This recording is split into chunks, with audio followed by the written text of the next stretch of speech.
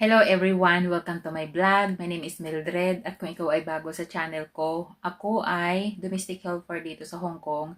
Nagtatrabaho na ako dito sa Hong Kong bilang isang domestic helper 7 months na.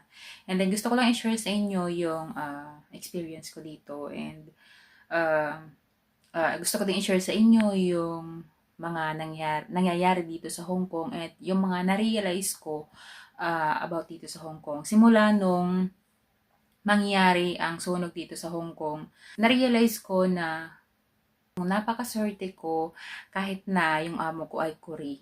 Sa mga nanonood dyan, i-share ko sa inyo na yung amo ko ngayon is hindi ganon kagalanti sa pagkain.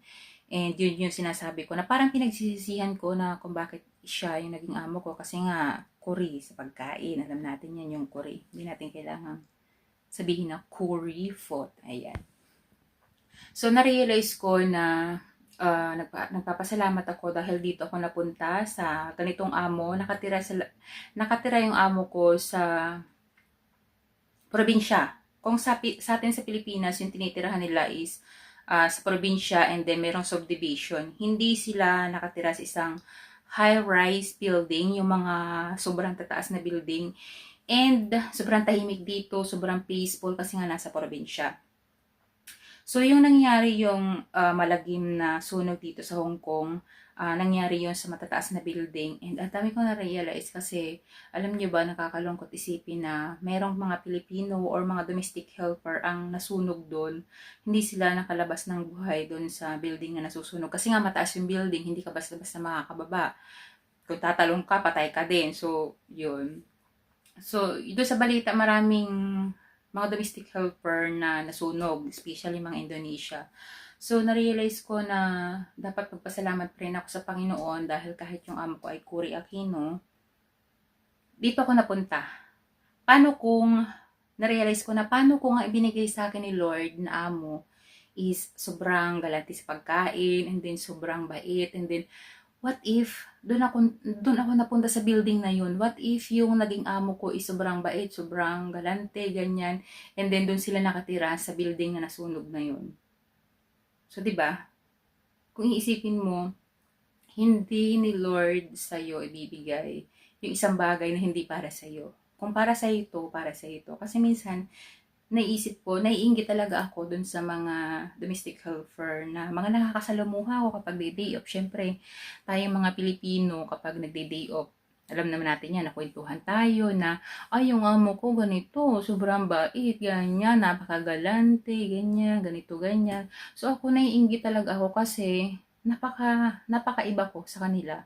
And then, talagang na-realize ko na sobrang maswerte pa rin ako dahil paano kung yung minimithi kong amo ay doon nakatira sa building na yun at yun yung naging amo ko talaga. Kaya nung mangyari yung sunog na yun talagang na ano ko talaga, nalungkot talaga ako of course kasi nga kababayan natin yung nasawi doon and then may mga injured pa so nakakatakot. Tapos simula nga na mangyari yung sunog, naging balisa na ako or hindi naman balisang-balisa. Kumbaga, alam ko naman na safe dito sa bahay na to kasi nga wala kami sa mataas na building.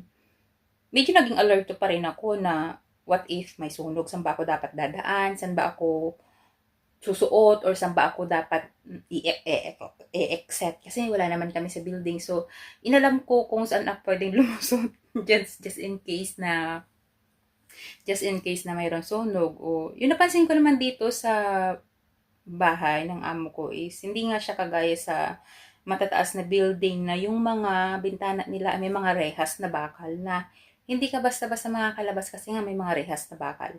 Dito, pag binuksan mo siya, pwede ka nang lumusot. Yan, tapos pag tumalon ka naman, hindi ka naman may injured kasi nga hindi naman siya sa matataas na building. So, yun yung pasasalamat ko kay Lord kasi sa ganitong klaseng bahay nga ako napunta.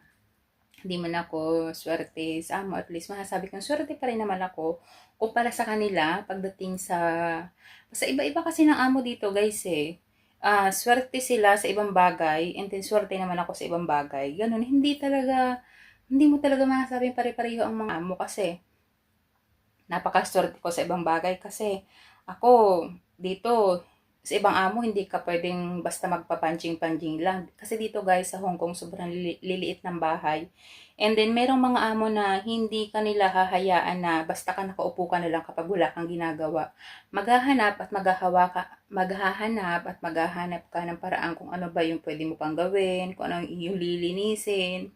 So, dito naman, hindi ko naman kailangan magpanggap na busy-busy ako as long as tapos ko na yung trabaho ko. Pwede na ako magpaupo-upo or pwede na ako magpahiga-higa as long as tapos ko na yung ginagawa ko. And then, isa sa masasabi ko yung swerte ako kasi nga may sarili akong kwarto.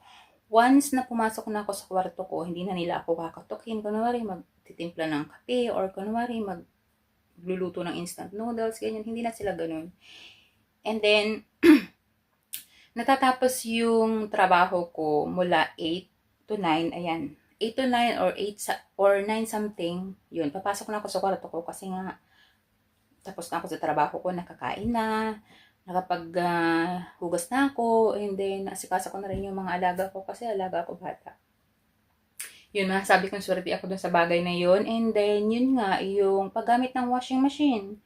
Nakakagamit ako ng washing machine nila kung ano yung ginagamit nilang washing machine. Yun din yung ginagamit ko sa panlaba ko ng damit. Hindi sila maselan doon. Kumpara sa iba na bawal kang gumamit sa washing machine nila kasi nga bukod sa ayaw nilang ipagamit yung washing machine nila kasi nga, di ba yung damit natin tapos yung damit nila ihahalo mo doon. Pero hindi ko naman hinahalo, of course. Meron talagang ayaw na magpagamit ng washing machine. Kailangan mo talagang kamayin yung damit mo. At saka ito pa, kahit na siya ay kuripot sa pagkain, sa ibang bagay lang naman. Pero ang isa sa pinakapapasalamat ko dito, kasi hindi dito nawawala ng kanin. Eh, di ba tayo mga Pilipino, kanin is life. Di ba? Hindi tayo mabubuhay ng walang kanin. Basta kunwari, noodles lang, or kunwari, tinapay lang. Hindi sasapat yan sa atin. Buti lang dito, pagdating sa kanin, walang problema doon. Hindi siya madamot doon.